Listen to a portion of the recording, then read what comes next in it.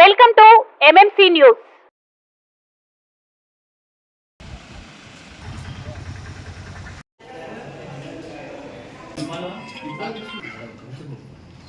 కలం మీది, కృషి మాది. స్థలమైన, ఇల్లైనా ఖచ్చితమైన నమ్మకం మేఘనా కన్స్ట్రక్షన్ అండ్ బిల్డర్స్. మార్కెట్ లో అతి తక్కువ ధరలకే నిర్ణీత సమయంలో 100% వాస్తుతో ఇంజనీర్ల పర్యవేక్షణలో అనుభవజ్ఞులైన తాపీ మేస్త్రీలచే నెంబర్ 1 క్వాలిటీ హౌస్ మెటీరియల్స్ తో మీరు కోరుకునే విధంగా ఇంటి నిర్మాణములు చేపట్టబడును. అన్ని ప్రాంతాల్లో ఇల్లు స్థలాలు అమ్మబడును మరియు కొనబడును. ఇల్లు కట్టుకోదలిచిన వారికి ఇంజనీరింగ్ ప్లాన్ మీరు కోరిన విధంగా ఉచితంగా చేసి ఇవ్వబడును. Proprietor Jampala Prakash. Cell number 9493307777. ఇట్లు మేఘనా కన్సల్టెన్సీ. వెంకటగిరి పురపాలక సంఘం యొక్క 2024-25 సంవత్సరంకు సంబంధించి బడ్జెట్ అంచనాలు 3,89,558,558తో ఇప్పుడు పెట్టిన బడ్జెట్ లో ఏవైనా ఫలానా విషయంలో ఫలానా ఏదైనా నీటి పారుదల కానీ వాట్సాప్లే కాకుండా పారిశుద్ధ్యం కానీ ఏదైనా కావాలని అడిషనల్ పెట్టుకోవచ్చు. మళ్ళా అవసరం లేదు తొలగించుకోవచ్చు. సూచనలు ఇవ్వాల్సిందిగా కోరుతున్నాం. మార్చి సంవత్సరం కదా స్టాంప్ డ్యూటీ ఎంత వచ్చింది మనకు కూడా? ఒక్క సంవత్సరానికి స్టాంప్ డ్యూటీ ఎంత వచ్చింది?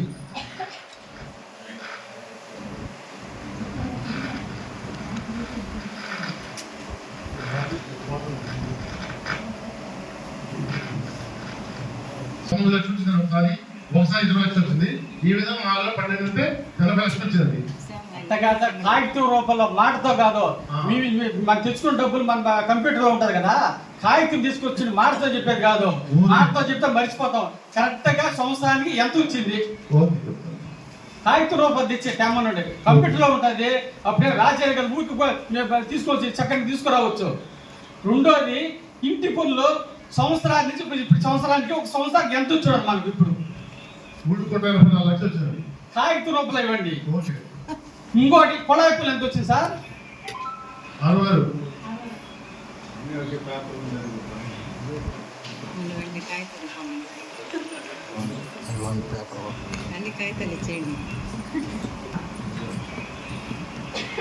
వచ్చిందా?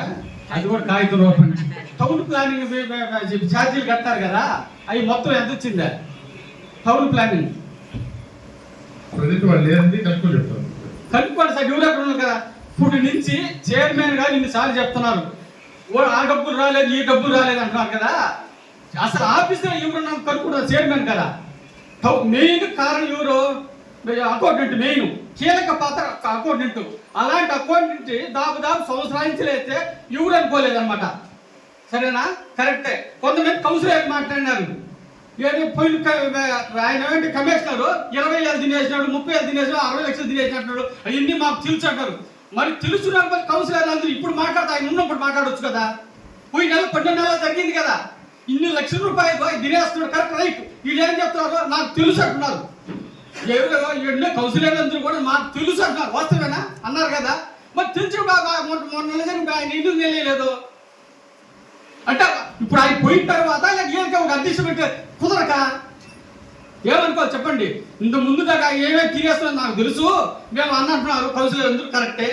మరి పోయిన తర్వాత మొన్న నెలలో 12 నెలలు జరిగింది. ఆ రోజు మనం ఎందుకు మాట్లాడాలి? వీళ్ళందరూ ఈ కౌన్సిలర్ అందరూ ప్రశ్నించచ్చు కదా. మనిషి ఉన్నప్పుడు, మనిషి లేనప్పుడు మాట్లాడటం కాదు, మనిషి ఉన్నప్పుడు మాట్లాడాలి. ఎందుకు మాట్లాడకూడదు? అసలు మెయిన్ కంటికి కారణం ఎవరు? అందరూ అధికారులు మాట్లాడతారు. అధికారులు కాదు మెయిన్.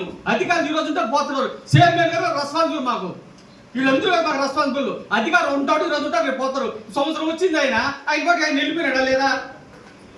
బాధ్యత ఎవరు? చైర్మన్ కాదు. మేమందరము ఓట్లేసి గెలిపించుకుని దేవుడిని చైర్మన్ ఉన్నారు, వైస్ చైర్మన్ ఉన్నారు. ఇద్దరు ముగ్గురు నోరు దేవరు. బాధ్యత ఎవరు చెప్పాలా? అధికారి చెప్తాడు. అధికారి ఏముండదు, ఈ రోజు ఉంటే రేపు పోతాడు. మనం వస్తే కదా ఆఫీస్కా. అధికారులు అనుకున్న అనుభూతులు మనం వస్తున్నాం ఆఫీస్కా.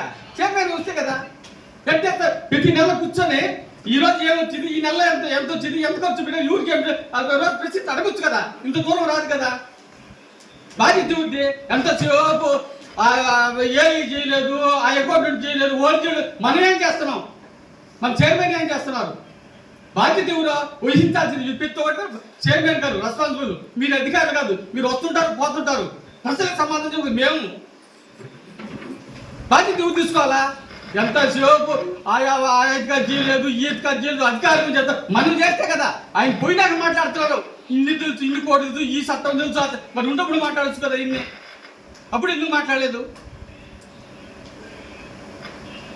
మాట్లాడాలి కదా చెప్పమ్మా నువ్వు చెప్పు సమాధానం నువ్వు చెప్పాల్సిందే నాకైతే అధికారులు కాదు నేను వాళ్ళకు అధికారులకు వాళ్ళకు నేను ఓటు వేయలేదు ఓటు వేసింది నీకు కాబట్టి సమాధానం చెప్పాలి బాధ్యత నువ్వు నాకు శంకరయ్య గారు నేను అడగట్లేదని మాత్రం మీరు అనుకోకండి నేను ఎన్నోసార్లు అడిగాను పూర్తి వివరాలు మీరు ఎప్పటికప్పుడు తెలియజేయాలని కూడా చెప్పాను కానీ మాకు ముందుంటే కమిషనర్ గారి కోఆర్డినేషన్ లేదు ప్రతిదీ మేము చేస్తున్నాం వేస్తున్నాం ఇదే మాటలే తప్పించి ఆ కోఆర్డినేషన్ లేకనే మేము చాలా ఇబ్బందులు పడ్డాము మాకు ఆ కమిషనర్ వద్దు అని చెప్పి కూడా మేము పోరాడాము దయచేసి మీరు అది గమనించాలి ఒకడమ్మా మన 25 మంది కనుక ఒక తీర్మానం చేస్తే ఇమ్మీడియట్ గా పంపించు మనం తీర్మానం చేసుకొని ఎన్నిసార్లు చెప్పలేదు నువ్వు పట్టించుకోలేదు మీరు పట్టించుకోలేదు మీరు చూడండి పట్టించుకో తీర్మానం చేసి కమిషన్ పని చేయడం లేదు బండి అడిగినావు ఎవరిని అడగలేదు కమిషనర్ అంత చెప్పిన తర్వాతనే కదా మారాలి నేను కూడా చెప్పినా 100 సార్లు చెప్పి ఎప్పుడో సంవత్సరం అయిపోయిన తర్వాత ఎందుకమ్మా మాట్లాడారు మీరే తీసారు మీరు తీసిన దానికే నేను చెప్తున్నా మాట్లాడారు కదా మీరు అసలు ఆఫీసులో మనుషులు చూస్తున్నాను అసలు ఈ ఆఫీసులో ఎంతమంది ఉన్నారు చెప్పు నువ్వు ఈ ఆఫీసులో వర్కర్లు ఎంతమంది ఉన్నారు చెప్పమ్మా మీరు ఇట్లా క్వశ్చన్ చేసి ఏం ప్రూవ్ చెయ్యాలనే కదా మా ఓట్ల కోసం పోతే కౌన్సిల్ ఓట్లు కాకపోతే ప్రజలు అడుగుతున్నారు నాకు తెలుసాక నేను ఎలా చెప్పాలో నేను చెప్తాను ఖచ్చితంగా మీరు ఇక్కడ ఇంకేం మాట్లాడొచ్చున్నారు వాటి గురించి ఇప్పుడు చెప్పాలి ఈ వర్గంతో మాత్రం నిలిపేసి మాత్రం తీర్మానం అయిన తర్వాత చెప్పినప్పుడు ఇప్పుడు చెప్పొచ్చు కదా ఇప్పుడు చెప్పాలి కదా ఏం చెప్పాలి ఏం చెప్పండి ప్రతి ఒక్క దానికి ఇప్పుడు ఇంత డబ్బులు తినేసాం బాధ్యత ఎవరు మీరు తీసుకోవాలి బాధ్యత మీరు ఎవరు వాళ్ళు చెప్పు మీ మీ దగ్గర బాధ్యత అధికారుల దగ్గర బాధ్యత నా పరిధి మనం చూసుకోవాలి కదా నేను అంతవరకు చేస్తున్నాను నేను చేయడం లేదు అమ్మా మీ పరిధితో చేసే పరిధి ఇంత రావు ఈ విధంగా రాదు ఇప్పుడు 2006 జరుగుతారు కౌన్సిలింగ్ ఈ విధంగా ఇప్పుడు జరగలేదు ఈ విధంగా జరగనే లేదు మనలో అన్ని పెట్టుకొని ఆ అధికారులు పెట్టలేదు ఈ అధికారులు పెట్టలేదు అసలు అకౌంట్ ఆయన అకౌంట్ చేయగలుగుతాడా మంచి వాళ్ళు అకౌంట్ చేయలేరు స్టాఫ్ బిల్లు పెట్టాలన్నా కూడా అసలు 20,000 రూపాయలు బిల్లు పెట్టాలన్నా సంతకం ఉండాలి లేదా సైడ్ నుంచి చేస్తేనే కదా చేయగలుగుతా మరి సైడ్ నుంచి లేకుండా బిల్లు ఎట్లా చేయగలుగుతాడు ఏ కమిషన్ ఎట్లా చేయగలుగుతాడు అతను ఉద్యోగం బాగుంటుంటాడా బాగుంటుకోడు ప్రతి ఒక దానికి 20,000 పైన ఏం చేయాలన్నా కూడా చైర్మన్ ఇన్సూరెన్స్ ఉంటేనే జరుగుతుంటుంది ఏం సార్ వస్తాం కదా ఎట్లా చేయగలుగుతారు చెప్పండి మనం అనవసరంగా అన్ని కూడా మంది బాధిస్తుంది సార్ గతంలో అయిపోయింది ఇక్కడ నుంచి నేను ఈ రోజు కూడా వాటర్ రిపేర్ గారికి ప్లస్ ఈ టాక్ రిపేర్ గారికి ప్రతి మేడం గారు చెప్పారు చైర్పర్సన్ దృష్టికి తీసుకెళ్లారు గతంలో జరిగింది కానీ ఇక్కడ నుంచి మనం కొంత అందరూ కలిసి కట్టుకుని చేసుకుంటే బాగుంటుంది ఆలోచన కలిసి కాకనే కదా ఇక్కడ నుంచి ఒక కౌన్సిలర్ నేను పోతే సంతకం పెట్టలే వెంకటేశ్వరం పెట్టలా దొంగ బిల్లు తేపకన్నాడు మన రెండోసారి అదే లీకేజ్ చీకిపోయి కురుకుని రామకృష్ణ నుంచి ఆడనే వచ్చి ఫోటో తీసి అన్ని పేపర్లకు ఇచ్చినాడు అది బాధ్యత ఇవ్వడానికి చైర్మన్ గారు వహించాలా నేను కమిషనర్ పెట్టాను చైర్మన్ పెట్టాను మీరు ఎంతమంది నుంచి అధికారుల నుంచి చెప్తున్నారు కానీ మనం చేస్తున్నామా మనం కరెక్ట్గా డ్యూటీ చేస్తే కదా అవతల అడిగేదానికి మీరు చెప్పండి అదేవిధంగా అత్యవసర సమావేశం అని నానా ఇబ్బంది పెట్టి ఎందుకు పెట్టి అంత అవసరమైన అత్యవసర సమావేశం పెట్టారు తిరుపతి స్థలం కట్ట చూడండి మీరు చూడండి ₹1,00,000 ఎందుకు పెట్టి అంత అత్యవసరం సమాధానం పెట్టారు పెట్టి తీర్మానం ఏం తీర్మానం చేసినారు చెప్పమ్మ దీన్ని ఈరోజు ₹30,00,00,000 స్థలాన్ని తీర్మానం చేయాలి ఏం తీర్మానం చేసినారు చెప్పండి ఆ తీర్మానం కాదు దేవయ్య లీగల్లీ ఎలా వెళ్ళాలి అనేది తెలుసుకొని దాని ప్రకారం ప్రొసీజర్ జరుగుతూ ఉందన్న తొందరలో మీకు దానికి సంబంధించిన సమాచారం కూడా తెలియజేస్తాం అమ్మా అది మనం జ్యుడిషియల్ రివ్యూ ఎప్పుడైనా తెలుసుకోవచ్చు మనం లీగల్ అడ్వైజర్ నేను చెప్పేది నాకు లీగల్ అడ్వైజర్ నాకు తెలుసుకునే టైం అయిన తర్వాత ఎవరైనా ఒకటే ఆయన లీగల్ అడ్వైజర్ అయినా ఒకటే నేనైనా ఒకటే టైం దాటిపోయిన తర్వాత టైం ప్రకారం వేయాలి దాన్ని టైం ఎవరు ఏం చేయలేదు కూడా వేసుకోవచ్చు ఆల్రెడీ దానికి సంబంధించిన లీగల్ చేస్తారమ్మా? గురించి విచారణ జరుగుతుంది ఖచ్చితంగా. మన కౌన్సిల్ తరపు ఎటువంటి అన్యాయం జరగదు. మన వెంకటగిరి ప్రజలకు న్యాయమే జరుగుతుంది. గవర్నమెంట్ స్థలం ఎప్పుడు కూడా ప్రొటెక్ట్ చేసే బాధ్యత మన అందరి మీద ఉంది. లీగల్ మేము ఏం చేయొచ్చు అవి జరుగుతున్నాయి. ఖచ్చితంగా మీకు సమాచారం అందిస్తాం. ఇప్పుడు అధికారులు ఇప్పుడు కమిషనర్ పోయేదానికి అధికారం లేదు. గవర్నమెంట్ మీద పోవాల్సింది కలెక్టర్ పార్టీ చేయాలా, ఆర్టీఓ పార్టీ చేయాలా, joint collector party, MRO party చేయాలా? ఎవరు పోతారు చెప్పు? అంటే ఒక ప్రొసీజర్ జరుగుతా ఉంది. అది అయ్యాక మీకు ఉండేది వారం రోజులు కూతురు జరిగి కాగితం మనిషి చెప్పుకుంటూ బారేస్తాడు అంతే. అవి ప్రొసీజర్ తెలుసు నాకు కూడాను. కోర్టు చుట్టూ తిరిగి 30 సంవత్సరాల నుంచి నాకు కూడా తెలుసు దాని గురించి. మనం తీర్మానం కూడా కావాలి. మనం లీగల్ గా మాత్రమే పోరాడగలము. అత్యవసర సమావేశం పెట్టి తీర్మానం ఏం రాసినట్టు చెప్పు. ఆ బుక్ దేవమ్మా, ఆ బుక్ దేవ ఏం తీర్మానం రాసినా? ఎవరు ఆ బుక్ మీటింగ్ చేసేది? ఎవరా సౌకర్యం ఎవరు చేసేది? ఆ బుక్ దేవన్నా మీకు ఏం వివరం కావాలో అడగండి. మీరు ఎవరు మధ్య ఏం రాసినావు దాని మీద? మీకు తెలుసు కదా, మీరు చెప్పండి. నేను బుక్ చూస్తే తెలుస్తా, నాకేం తెలుస్తుంది? రాసేది మీరు, అధికారులు రాస్తారు, సంతకం పెట్టేది నువ్వు, నాకేం తెలుస్తుంది? మీకు కూడా వచ్చింది కదా, అజెండా మీకు కూడా వచ్చింది కదా. అజెండాలో బుక్లు రాసేది, బుక్లు ఏం రాసి మాకు తెలుస్తా రాసినా లేదు. దానికి తదుపరి విచారణ కోసం దానికి సంబంధించిన లీగల్లీ జరుగుతున్నాయి, ప్రాసెస్ జరుగుతున్నాయి. ఇప్పుడు ఎవరు బాధ్యత? సరే బాధ్యత నేను తీర్మానం నువ్వు రాసి కాగితం చెప్పు. నేను దాని బాధ్యత నేను తీసుకుంటాను, నేను కోర్టుకు పోతాను. నేను అధికారులు ఎవరు పోరు, కమిషనర్ పోరు, ఇంకోరు పోరు. గవర్నమెంట్ మీద పోవాల్సి మనం పోవాలా? ఎవరు పోతాను నువ్వే చెప్పు. నేను గుర్తు పెట్టుకో. ₹1,00,000 కావాలా? ఇప్పుడు కోర్టు గుర్తు పెట్టుకో. ₹1,00,000 కావాలా? మనము మున్సిపాలిటీ తరఫున పోయేదానికి లేదన్నారు. మున్సిపాలిటీ తరఫున గవర్నమెంట్ మీద గవర్నమెంట్ కి వేయకూడదని చెప్పారు మనకి. ప్రైవేట్ వ్యక్తులుగా ఎవరైనా లీగల్ అడ్వైజర్ కి పెట్టుకొని వేసుకోవచ్చు అన్నారు. దాని మీద ఎవరైనా పోవచ్చు.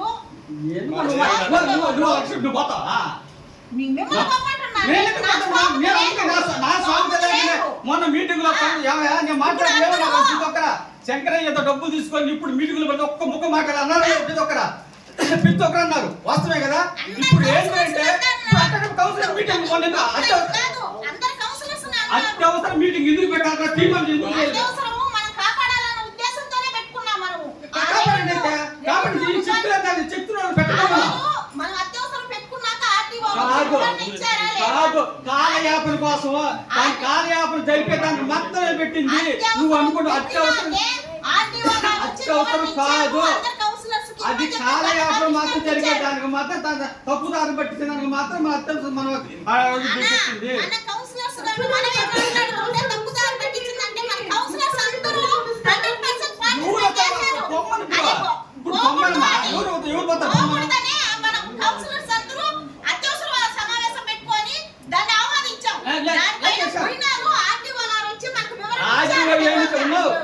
ఆర్టీఓ ఏం చెప్తాను తెలిసింది. నీకు ఏం తెలుసా? ఆర్టీఓ అధ్యక్షుడు పాయింట్ నీకు అర్థమైనా? అది రివ్యూ అని తెలుసుంటే నీకు అర్థమను. ఆర్టీఓ ఏం చెప్తున్నాడు, ఏం చదివినాడు, ఏం జరిగింది అది ఆర్టీఓ ఏం జరిగింది తెలుసు.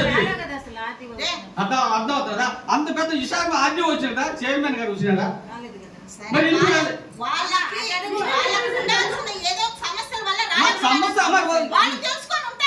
సమస్య ఏం తెలుసుకోవాలి? మా అయ్యి మాట్లాడుకోవాలి, కరెక్ట్ మాట్లాడుకోవాలి. అది కరెక్టే కాదు. అది సబ్జెక్ట్ కాదు. అది సబ్జెక్ట్ కాదు.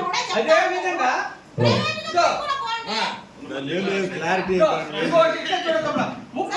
ఈ రోజు వచ్చి 30 కోట్ల రూపాయల ఆస్తి ఇక్కడ డాక్టర్ గోపాల్ పక్కన సర్వేను కూడా ఖచ్చితంగా ఇచ్చేసినాడు. ఏమని? ఇది గవర్నమెంట్ 31 సెంటు అంతా అయింది కాదు, 31 సెంటు ఇచ్చినాడు. ఇప్పుడు సంవత్సరాలు మా చైర్మన్ సంవత్సరాన్ని చెప్తాను, ఇస్తాను, చూపిస్తాను, ఇట్లే గడిచిపోతుంది. చేసేది ఇప్పుడు నువ్వు చెప్తాను చేయమన్నా నువ్వు చేయమా. ఇప్పుడు సంవత్సరానికి ఇస్తాను, కాగితాలు ఇస్తాను. సంవత్సరానికి డాక్టర్ గోపాల్ ఎదురు గడిపారు కదా. సరేనా? పర్సన్ గారి సూచన మేరకు గత 2 సంవత్సరాలు గత 2 నెలలుగా ఈ ఇష్యూ వెంకటగిరి ప్రజలందరి నోడలో నానుతుంది కాబట్టి, పెద్ద కాంట్రవర్సీ అయింది కాబట్టి దీని మీద సహేతుకమైన వివరణ ఇవ్వాల్సిన బాధ్యత మన కౌన్సిల్కి ఉంది. ఎందుకంటే అన్యదా భావించొద్దు కౌన్సిల్, అన్ని వేళ్ళు మన మున్సిపల్ కౌన్సిల్ సైడే చూపిస్తున్నాయి. ఈరోజు దినపత్రికలో కూడా దీని గురించి న్యూస్ వచ్చింది. కానీ ఇక్కడ జరిగిన పెద్ద పొరపాటు ఏంటంటే, చాలా మందికి తెలియని విషయం కూడా ఏంటంటే, శంకరయ్య గారికి తెలుసు అనుకుంటున్న విషయం, ఇది గత 30 సంవత్సరాలుగా జిల్లా కోర్టు దగ్గర నుంచి, హైకోర్టు దగ్గర నుంచి, సుప్రీంకోర్టు దాకా అన్ని కోర్ట్స్లో ఈ సబ్జెక్టు నవ్వుతూ వచ్చింది. అపీలు, రివ్యూ, రివిజన్, తర్వాత సుప్రీంకోర్టు మీద స్పెషల్ లీవ్, ఇవన్నీ జరిగి ఉన్నాయి. కానీ అప్పుడు ప్రజలు కానీ, అప్పుడున్న ప్రభుత్వాలు కానీ, అప్పుడున్న పాలక వర్గాలు కానీ కరెక్ట్గా మాట్లాడాల్సిన టైంలో మాట్లాడక, కోర్టులో దాన్ని ఛాలెంజ్ చేయాల్సిన విధంగా ఛాలెంజ్ చేయక, కరెక్ట్గా చెప్పాలంటే రెవెన్యూ అధికారుల అలసత్వం, ఉదాసీనత కూడా దీనిలో ఉంది.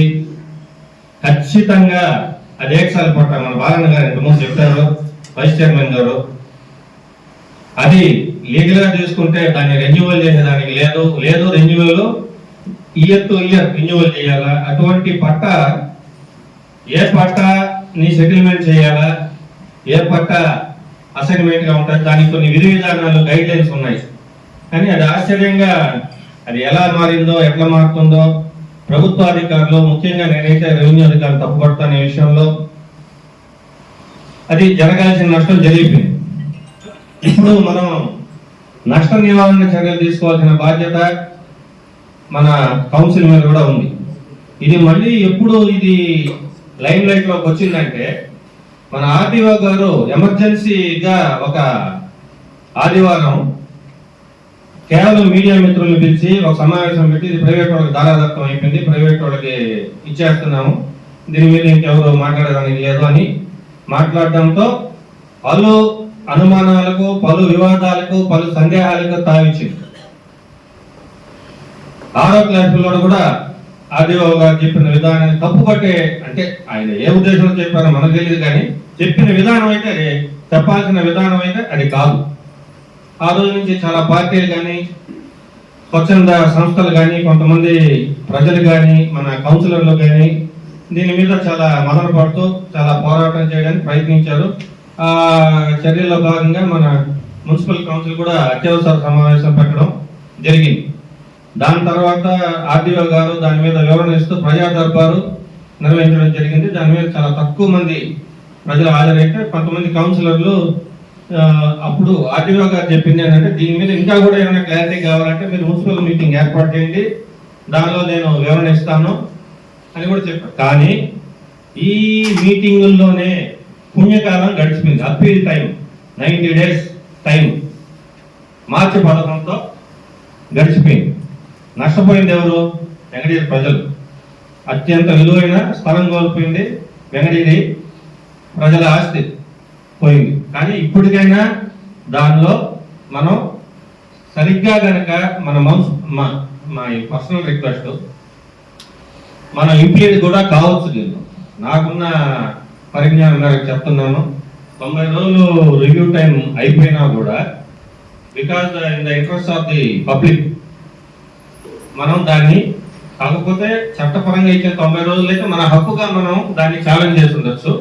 ఇప్పుడు ఏంటంటే డిలే కండోనేషన్ పిటిషన్ లాంటిది ఒకటి వేసుకొని, ఈ కారణాల వల్ల లేట్ అయింది అని ఈ రోజైనా కౌన్సిల్ ఒక తీర్మానం చేసి, ఆ తీర్మానం మేరకు ఫాలో అప్ చేస్తూ, మన హైకోర్టు అడ్వకేట్ ఉంటాడమ్మా, మన ఫైనల్ అడ్వకేట్ ఉంటాడు, వారి సూచన మేరకు వీలైనంత వేగంగా, వీలైనంత త్వరగా దీన్ని కనుక ఛాలెంజ్ చేయగలిగితే, మరి నెలలు సంవత్సరాలు డిలే అయితే కోర్టులు కూడా కన్సిడర్ చేయవమ్మా.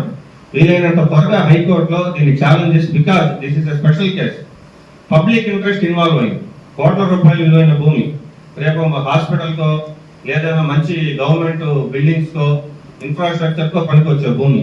కాబట్టి ఇది ప్రత్యేక ప్రయోజనాల కోసం మేము ప్రజల తరఫున పోరాడుతున్నాం అని చెప్పి మనం కనుక ఒక సఫిషియెంట్ కాజ్ కనుక చూపించగలిగితే, దాన్ని ఇప్పటికైనా కూడా మనం డిలే కండోనేషన్ అంటే ఆలస్యానికి మనం కారణాన్ని వివరిస్తూ దాన్ని మనం ఛాలెంజ్ చేయాలి. అన్ని దారులు అయితే మూసుకొని పోలేదమ్మా. ఈ ఒక అవకాశం అయితే ఉంది. నాకు ఈ అవకాశం ఇచ్చిన దానికి కౌన్సిల్కి కృతజ్ఞతలు. ఆర్డీఓ గారు ఈ ల్యాండ్ వాళ్ళది మున్సిపాలిటీ సంబంధం లేదు, మీరు దాని మీద ఫర్దర్ వేసుకుంటే మిమ్మల్ని పార్టీకి తెలుసుకోవాలి. 2005లో సంవత్సరం నేను కరెక్ట్ గా చెప్పలేకున్నాను, 5లోనో 6లోనో all revenue lands are transfer to municipal lands. ఇంకా వాళ్ళు మాది అనే దానికి లేదు sir, as far as my knowledge is concern. So correct గా చెప్పాలంటే అక్కడే పొరపాటు జరిగింది సార్. అది మనది యాజ్ అండ్ పేపర్ మన ఆఫీస్ లోనే ఉంది సార్. అది మున్సిపల్ ల్యాండ్, నో డౌట్. వాళ్ళు బదిలీ చేసిన తర్వాత వాళ్ళ ఇంట్రెస్ట్ ఏముంటారు దాని మీద, వాళ్ళు ఉండదు, మందే. కాబట్టి వాళ్ళు కేసుని ఒక రకంగా చెప్పాలంటే డైల్యూట్ చేశారని నేను చెప్పగలను సార్. ఎందుకంటే నేను కూడా వెంకటగిరి పౌరుని కాబట్టి. రెవెన్యూ వాళ్ళు సరైన టైంలో సరైన చర్యలు కనుక తీసుకుని ఉంటే ఈ రోజు ఆ స్థలం పరాధీనం అన్యాక్రాంతం ఇంకా క్వశ్చన్ లేదు. Whatever loss happened is happened. ఇప్పటికైనా మీరు on behalf of the council ఒక కౌన్సిల్ రెజల్యూషన్ మనం పాస్ చేసి వెంకటగిరి ప్రజా ప్రయోజనార్థం ఒక రెజల్యూషన్ పాస్ చేసి మనం యుద్ధ ప్రాతిపదికన మనం రికార్డు తెప్పించుకొని ఛాలెంజ్ చేసే అవకాశం అయితే ఉంది సార్.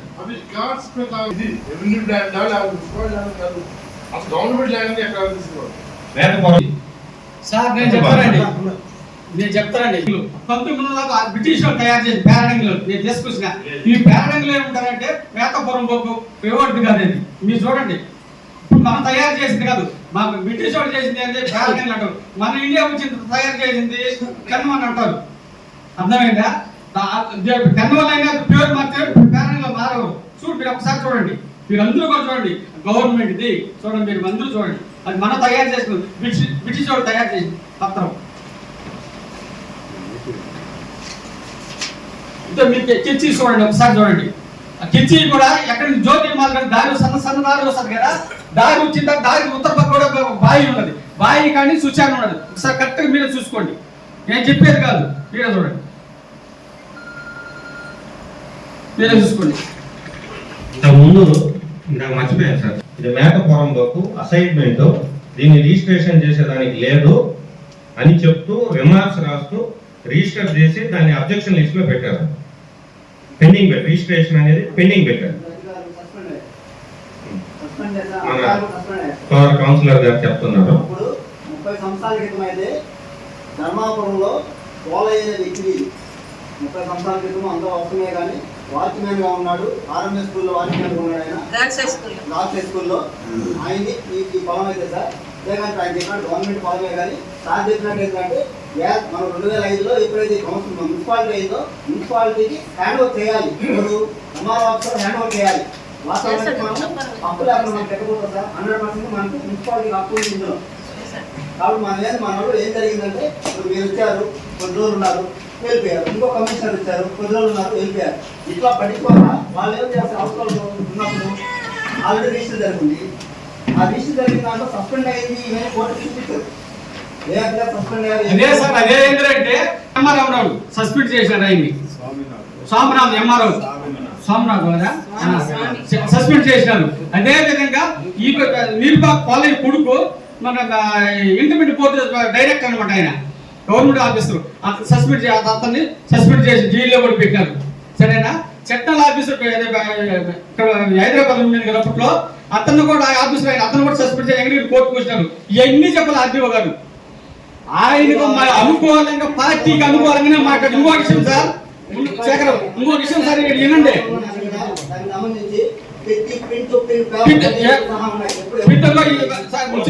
మీరు వినండి, నేను మాట్లాడతాను. మనం మాట్లాడిన మీరు మాట్లాడిన తర్వాత మీరు 100 మాట్లాడుకోండి. చేసినారు, అదే విధంగా చేసినారు, పిట్ వరకు చేసినారు. చేసిన తర్వాత ఈ లేంద్రెడ్డి వాళ్ళు కోర్టు సుప్రీం కోర్టుకు పెట్టాడు. ఎంగడిగిరి కోర్టులోకి పోయేదానిగా మన వాడు బారు. ఇప్పుడు 17-18 మన మున్సిపాలిటీ కేసులు, ఒక్క కేసు కూడా అప్పుడు పెట్టేయాలి మన వాళ్ళు. ఒకసారి చూడండి, మన ఎంగడిగిరి గుడులు కేసుగా మన మున్సిపాలిటీ సుప్రీం కోర్టు పోతారా మన వాళ్ళ? రెవెన్యూ వాళ్ళు పోతారా? అంత డబ్బులు పెట్టుకున్నా వాళ్ళు సుప్రీం కోర్టు అయిపోతుంది, డిగ్రీ అయ్యింది. 3 సార్లు పోలేదు కోర్టు కేసుకి, డిగ్రీ అయిపోతుంది వాళ్ళకి. ఏ కోర్టు డిగ్రీ అయిపోతుంది, 3 సార్లు వాయిదా పోలేదు, డిగ్రీ అయిపోతుంది. ఆ విధంగా డిగ్రీ అయిపోయి చేసుకుంటూ సుప్రీం కోర్టు హైకోర్టు చేసుకుంటూ ఆర్డర్ చేసినాడు. కోర్టు కూడా ఏం చేస్తారు, హైకోర్టు కూడా ఇప్పుడు కూడా పూర్తి అవకాశం ఇవ్వదు. కలెక్టర్ గారికి జాయింట్ కలెక్టర్ పుసి దీని మీద ఉండే అడిగితే పుసిగా అడుగుతుంది. దీంట్లో ఉంటే అసలు రోడ్ పట్ల రాయండి అంటే వాళ్ళు ఏం రాస్తే అదే వస్తుంది.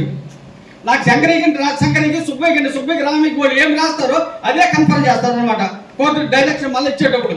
ఆ విధంగా కోర్టుకు ఉండే గవర్నమెంట్ లాయర్ని కొనేసుకుని తారుమారు చేసుకున్నారు కేసు. తర్వాత ఇంకో ఆ రోజు అడంగలు ఎక్కించినారు. ఏఎంఆర్ఓ చూసి తెలిసిపోతుంది. ఏఎంఆర్ఓ ఉన్నప్పుడు అడంగలు ఎక్కించినారు. 1 week చూడండి, ఇది 1 week అంటారు. ఇప్పుడు ఈ 1 week లో ఏఎంఆర్ఓ నెట్లో ఎక్కించే తెలిసిపోతుంది. వాళ్ళందరూ కొట్టుకొని చేసుకొని ఈ రోజు ఏంటంటే కోర్టుకు పోవాలంటే మన నుంచి కాదు, ఎవరు పోవాలా? కలెక్టర్ పార్టీ చేయాలా, ఆర్డీఓ పార్టీ చేయాలా, జాయింట్ పార్టీ చేయాలి, ఎంఆర్ఓ పార్టీ, వీళ్ళందరూ చేసుకొని ఎవరు పోతారు ముందుకి? ఆ పెట్టుబడి పెడతారు, ఎవరు పెడతారు? మన సొంత కాయలు పోయేస్తే నువ్వు పోలేకపోతుంటే ఎవరు పెడతారు పెట్టుబడి? చెప్పండి. మాట్లాడేస్తారు కొందరు. సిబిఐ అంటారు, సిఐడి అంటారు. సిబిఐ మన ఇంటికి పక్కన చేద్దాం సిబిఐ సిబిఐ చేస్తారు. సిబిఐ యాడ్ సిబిఐ వచ్చింది గవర్నమెంట్ నాకు సిబిఐ అంటే అంతే. సిబిఐ సిఐడిలు ఇవన్నీ ఏమన్నా ఊరికే మాటలు చెప్పుకోవచ్చు, జరిగిన మాటలు చెప్పుకోవాలి ఊరు కూడా. అదేవిధంగా ప్రతి ఒక్కటి కూడా ప్రతి విషయంలో కూడా మన జగనన్న కాలనీ కాడ ఈ రోజు 10 కోట్ల ఆస్తి ఇప్పుడు ఇస్తాను. ఆ రోజు కమిషనర్ గంగా ప్రసాదరావు ఉన్నప్పుడు కొన్ని వ్యాన్వార్ చేసుకున్నారు. ఇంకా కూడా 10 కోట్లు ఇదేం దాచిపెట్టారు కదా. మీరే చూడండి 10 కోట్ల ఆస్తి ఉన్నది అక్కడ. సగం తీసుకోరు, మళ్ళీ ఆ రోజు మర్చిపోయినారు. ఈ ఏరియాలో మాత్రం దీని మాట మెయిన్ రోడ్లలో ఉన్నాయి. సరే కుట్లు పనికి వస్తాయి, బ్రహ్మాండంగా పనికి వస్తుంది, మున్సిపాలిటీకి ఆదాయం అవుతుంది. ఇవన్నీ పట్టించుకోవట్ల. అసలు మున్సిపాలిటీలో మనకి ఏడాది ఎన్ని ఆస్తులు చెప్పమనండి, యూసారి చూసేది. మున్సిపాలిటీకి ఇప్పుడు లేఅవుట్ వేస్తాము, లేఅవుట్ చెట్టు ఎకరాకి 5 చెట్లు వదిలిపెడతాము. 10 చెట్లు 50 చెట్లు వస్తుంది 10 ఎకరాలకి. అది ఎంత మనం హ్యాండ్ ఓవర్ చేసుకుంటాం. కమిషనర్ మీద రిజిస్టర్ చేస్తారు. కమిషనర్ మీద ఎవరు ఉన్నారో వాళ్ళు రిజిస్టర్ చేస్తారు, రికార్డు ఉంటుంది. మన మున్సిపాలిటీ ఎంత ఆస్తుంది మున్సిపాలిటీ మీద చెప్పమనండి. ఎవరు చూస్తారు? ఆ మున్సిపాలిటీ ఎవరు చూడండి, ఎవరు లేదు. ఈ మున్సిపాలిటీ ఎక్కడికి ఒక అనాథ బిడ్డ అయిపోయింది. వెంకటగిరి మున్సిపాలిటీ ఒక అనాథ బిడ్డ. ఎవరు లేదు, దిక్కేలేదు, దీనికి ఎవరు లేదు. బిల్డింగ్ అన్ని రన్నింగ్ లో ఉన్నాయి. 10 సంవత్సరాలు తీసుకుని బిల్డింగ్లు అన్ని ఇప్పుడు రన్నింగ్ వచ్చేసాయి. అది ఏ విధంగా రన్నింగ్ యువత ద్వారా జరగదు, యువతి తిరుగుతుంది.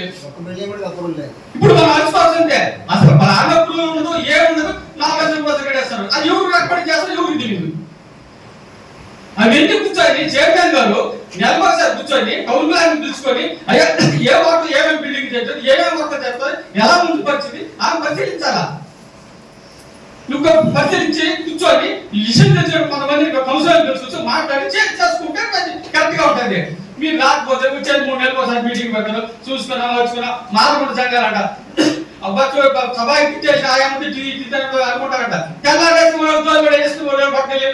మంచిగా కూలి వెళ్ళిపోతాడు. అట్ట మీకు పరిస్థితి మున్సిపాలిటీ. నా హయాంలో నేను ఎంఎస్సీ అయిన తర్వాత 18 కేసులు రిగార్డింగ్ మున్సిపల్ సైట్స్ ఎంక్రోచ్మెంట్ నాకు హ్యాండ్ ఓవర్ చేయడం జరిగిందండి. ఇప్పుడు మీరు అఫిడవిట్ కూడా చేయడం లేదు అని అన్నారు. 18 కేసులు గాను 14 కేసులు నేను గెలిచాను. ఆ జడ్జిమెంట్ కాపీలు కూడా కమిషనర్ గారికి హ్యాండ్ ఓవర్ చేయడం జరిగింది. మిగతా 4 కేసుల్లో కూడా జడ్జిమెంట్ ఒక 2-3 నెలల్లో వచ్చే అవకాశం ఉంది. వాటిల్లో కూడా 4 కూడా మనం గెలవగలం అనే నమ్మకం నాకు ఉంది. ఇదంటే మున్సిపల్ వెంకటగిరి కోర్టుకు సంబంధించి వెంకటగిరి కోర్టులో ఉండే మున్సిపల్ స్థలాల తాలూకు కేసుల యొక్క పురోగతి కౌన్సిల్లోకి వివరించాల్సిన బాధ్యత నాకుంది కాబట్టి వివరించాను. అట్ ది సేమ్ టైం ఇప్పుడు కూడా ఆ స్థలాన్ని కాపాడుకోవాలా అనే తలంపు మనకుంటే ఇప్పటికన్నా మునిగిపోయింది లేదు. కాలయాపన చేయకుండా దానికి కూడా మనం ఒక రిజల్యూషన్ ఇందాక డ్రాఫ్ట్ చేసి మనకు సరైన కారణాలు చూపిస్తూ ఆలస్యానికి హైకోర్టులో మన గవర్నమెంట్ లీడర్ గారు ఉంటారు. హైకోర్టులో ఖచ్చితంగా కనుక మన మున్సిపాలిటీ తరఫున ఖచ్చితంగా మున్సిపల్ ట్రైనింగ్ కౌన్సిల్ గవర్నమెంట్ హైకోర్టులో కూడా ఉంటారు. సో వాళ్ళ ఆసరాతో మనం కనుక ఆ స్థలాన్ని ఇంకొక విషయం కూడా చెప్పాలి. వెంకటగిరి కోర్టులోనే ఆ స్థల యజమానికి శిక్ష కూడా పడిందండి. Fabrication and falsification of documents చేశారని ఇప్పుడు ఆ స్థలంతో ఎవరు మాది అని చెప్తున్నారో శిక్ష కూడా పడింది. నేను శంకరన్న వెంకటగిరి కోర్టులోనే పడింది. కానీ ఎందుకో ఎక్కడో ఏదో లోపం జరిగి ఫాలో అప్ సరిగ్గా చేయలేక రెవెన్యూ వాళ్ళు సరిగ్గా ఫాలో అప్ చేయలేక what ever the reasons it may be ఆ స్థలం ఎక్కడికి ప్రజలది కాకుండా పోతుంది. ఇంకైనా దాన్ని కాపాడుకోవాల్సిన బాధ్యత మన మీద ఉంది. Thank you. కమిషనర్ అయినా ఏం సార్ ఇది చెప్తున్నారా? ఆ కేసులో 20 మంది కౌన్సిలర్కి గెలిచినామంటారు కదా, ఏ ప్రాపర్టీ గెలిచినాం చెప్తున్నాడు కదా ఆయన. అది ఇవ్వండి, 20 మందికి ఇవ్వండి. మన వైపు మన ఫీల్డ్ గెలిచిన సంతోషపడతాం. కొంతవరకన్నా కేసులు హైకోర్టు జరుగుతున్నాయి. ఎక్కడికి కోర్టు గురించి చెప్తున్నామా? ఎక్కడికి కోర్టు గురించి హైకోర్టు గురించి చెప్తున్నావా? ఎక్కడికి కోర్టు మాత్రం హైకోర్టు చెప్పిన తెలీదు. తెలుసా? ఇది వస్తాయి కదా సార్, వింటున్నారా? హైకోర్టు వరకు కేసులు ఉన్నాయి. దానికి అమ్మ లేరు. 4-5 సార్లు చూస్తాం. లాయర్ గారు రాకుండా మున్సిపల్ లాయర్ పోలేదనుకో కిక్ అయిపోతుంది. వాళ్ళకి నాకు కిక్ అయిపోతుంది. ఇది చూస్తే తెలవద్దేం లేదు. అవుతుంది. అది ఎక్కడికి జరుగుతాం లేదు. ఆ స్థలం కూడా కాదు, అదే విధంగా జరిగింది. అంతేగాని వేరే విధంగా కాదు. ఇవాళ ఎవరో డ్రా చేస్తున్నాడు. నా చుట్టూ ఈ చుట్టూ ఆయన పడినది ఆయన కూడా అయిందా? ఎందుకు నిలదీయలేదన్న? కోఆర్డినేషన్ లేకే కదా ఆయన మార్చుకోలేదు. సంవత్సరాలకే కదా, సంవత్సరాలు ఆయన నాయకులు రాలేదు కదా ఆఫీస్ కి. ఆయన ఎందుకు చూడకపోతే రాలేదు కదా. నేను వచ్చినప్పుడల్లా మీరు చూసారా? అమ్మా చూడకపోతే నేను రాలేదు అనుకుంటే అది కరెక్ట్ కాదన్న. అలా అనుకుంటేవాళ్ళు సార్ నేను చెప్తాను. నువ్వు విషయం కూడా ఏది కూడా మరే నువ్వు మున్సిపాలిటీ మన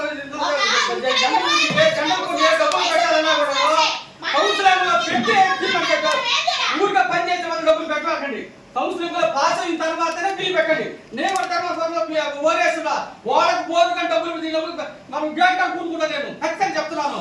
కాబట్టి ముందు ఏంటంటే కౌన్సిలింగ్ లో పాస్ అయిన తర్వాతే బిల్లు పెట్టండి. మీరు పని చూసి ఓకే సార్, మీరు చెప్పినట్టు పెట్టండి. నేను 5 లక్షలు చేసి నేను 6 లక్షలు చేసి పెట్టే బాగా.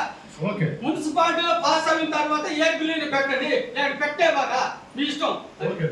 శ్రీవారి real estate marketing private limited వారి సరికొత్త వెంచర్ ఎలైట్ గార్డెన్ సిటీ శరవేగంగా అభివృద్ధి చెందుతున్న ముతుకూర్ రోడ్ కాకుపల్లి దగ్గర అన్ని వసతులతో ముస్తాబైన వెంచర్ ఎలైట్ గార్డెన్ సిటీ 100% వాస్తు 100% క్లియర్ డాక్యుమెంట్స్ మరియు టైటిల్ నివాస గృహముల మధ్య గల వెంచర్. మంచినీటి సౌకర్యం, ఇరువైపుల ప్లాంటేషన్ మరియు డ్రైనేజీ సౌకర్యం కలదు. ఎడ్యుకేషన్ హబ్ కు అతి దగ్గరలో గల వెంచర్. బ్యాంక్ లోన్ సౌకర్యం కలదు. ఫ్లాట్ కొన్న వెంటనే ఇల్లు నిర్మించుకునే సదవకాశం.